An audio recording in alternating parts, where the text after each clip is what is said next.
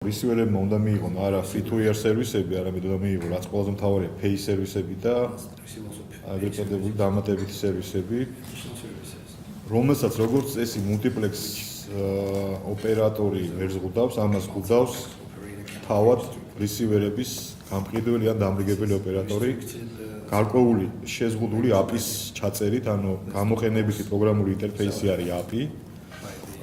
და ეს საკითხი არის ძალიან კარგად დასარეგულირებელი მომავალში, ძალიან დეტალურად და ძალიან ღიად რომ ეს რისკები მაქსიმალურად შევამციროთ. ეს ცალსახად და ჭირდება ჩვენ იმღები, ანუ მომხმარებლის მხარეს არსებული მოწყობილობების სრული ღიაობა და თავისუფლება.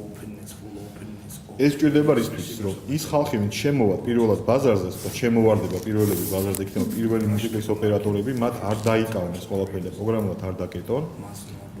რაც გააკეთეს რუსეთში, ძალიან ცუდად და ძალიან ისე ჩაქუჩები და სულებით ჩაკეტეს, ანუ პროგრამა ჩაიწერა ესეთ რომელიც ხვალხსაც უბრალოდ ვერ ხედავს, რაც უნდა გამოვასხიოთ ჩვენ. იგივე პროგრამა არის ჩვენთვის ამნასტობილია ბელორუსის და თვალსები უკრაინაშიც. აქედან გამომდინარე რისკები აკუთვნით საკმაოდ დიდია. ჩვენ ჭირდება კონკურენცია სხვა პლატფორმებთან, თანამგზავრთან და კაბელთან, ანუ IP ტელევიზიასთან პირველ რიგში. IP ტელევიზია გვთავაზობს ჩვენ 100 არხს. მათ შორის pay-ის ნაწილია, მაგრამ როგორც წესი, მაქსიმუმი აქვს 100 არხი, ესე ვთქვათ.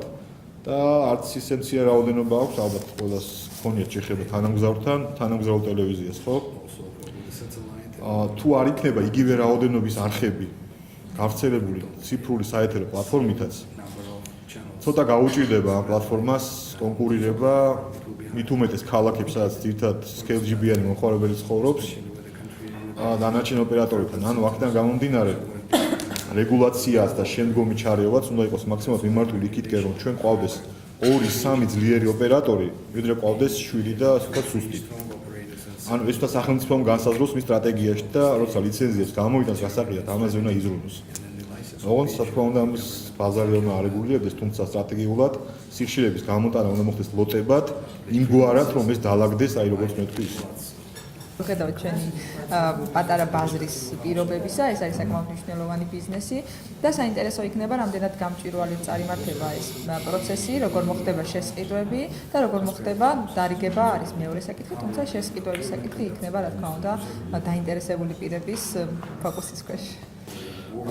შეიძლება მივიღოთ ძალიან ცუდი რაღაც და ეს გააკეთეს მარეგულირების ხედით. ანუ თქვენ რომ აი სტრატეგია კაია, სამინისტროს აშკარად ვატყობ, რომ გვერდზე იწევა და ამას სააგენტოსკენ უშვებს ყველას თქვა დარტყმას და რჩება მარეგულირებელი, რომელიც არის კოლეგიური ორგანოა, დისკრეცია იქნება თავისუფალი და ღია და ამ დისკრეციის ფარგლებში შეიძლება ისეთი პირობები ჩაწეროს კონკურსის, რომ ძალიან ცუდი შედეგი მივიღოთ. ანუ ჯობია რომ დისკრეცია არ დაუტოვოთ და მაქსიმალურად შევამციროთ მისი დისკრეცია ამ ნაძის განსაკუთრებით დღეს გარდამავალ ეტაპზე.